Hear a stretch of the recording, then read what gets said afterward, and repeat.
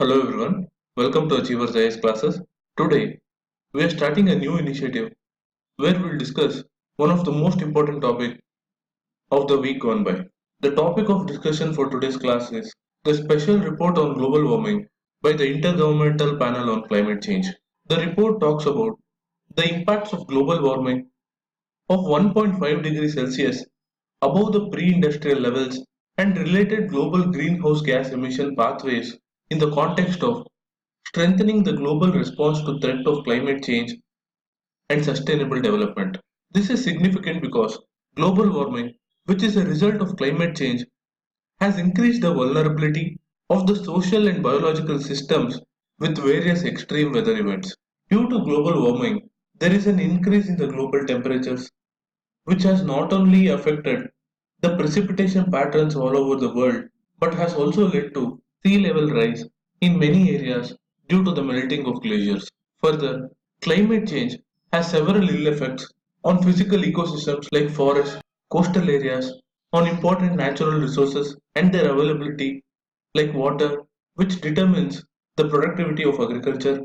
And finally, climate change also results in weather related mortality, infectious diseases, and several pollution caused illnesses. Due to such complex interconnections, the recent report by the IPCC gains much significance, which we'll discuss in detail in today's class. The IPCC is an intergovernmental body under the United Nations, which was formed in 1988 by the World Meteorological Organization and the United Nations Environment Programme. It produces reports based on scientific developments across the world, but it does not carry out its own original research, but it bases its assessment on the various studies conducted by researchers worldwide.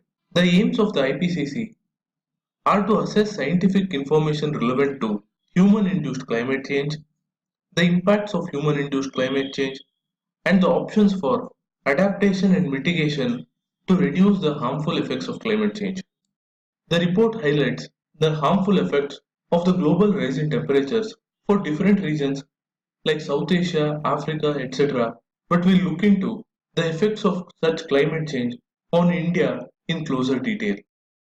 The report says that if the average global temperature rises by more than 1 degree Celsius from the present levels, then India could annually expect conditions similar to the 2015 heat wave that killed at least 2,000 people.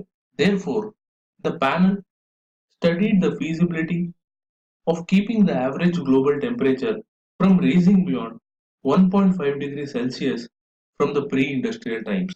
For this, the report stated that rapid and far-reaching transitions in land, energy, industry, building, transport, cities, and several other sectors, including all the stakeholders, is necessary to limit the temperature increase.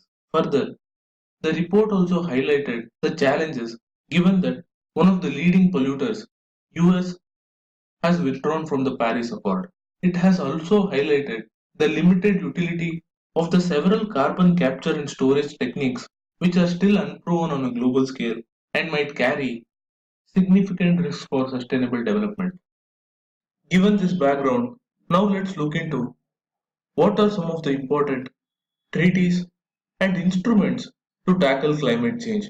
The first and foremost is the United Nations Framework Convention on Climate Change, which is an international environmental treaty negotiated at the United Nations Conference on Environment and Development, which is also known as the Earth Summit, held in 1992 in Rio, Brazil. The UNFCCC provides a framework for negotiating specific international treaties that aim to set binding limits on greenhouse gas emissions.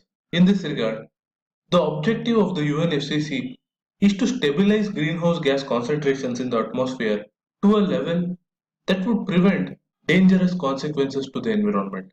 The treaty as such is legally non-binding and sets no binding limits on greenhouse gas emissions for individual countries.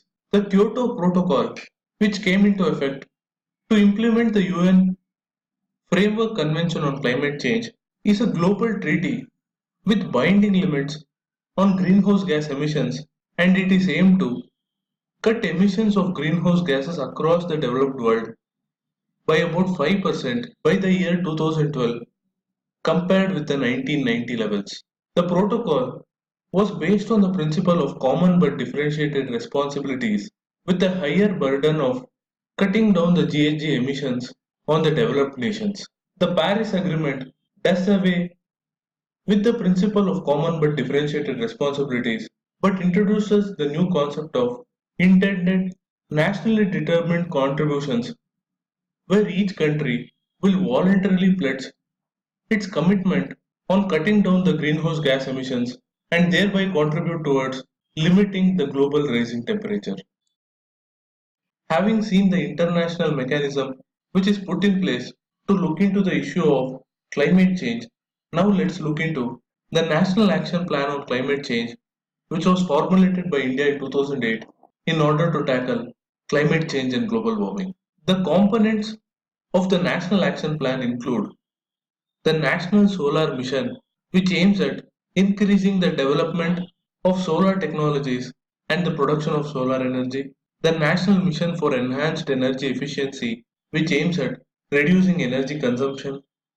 The National Mission on Sustainable Habitat, which has further several subcomponents like better waste management, energy conservation building code, fuel efficient vehicles, etc. The National Water Mission, which is aimed at improving the water use efficiency. The National Mission for Sustaining the Himalayan Ecosystem, which aims at conserving the biodiversity, forest cover, and glaciers of the Himalayan region.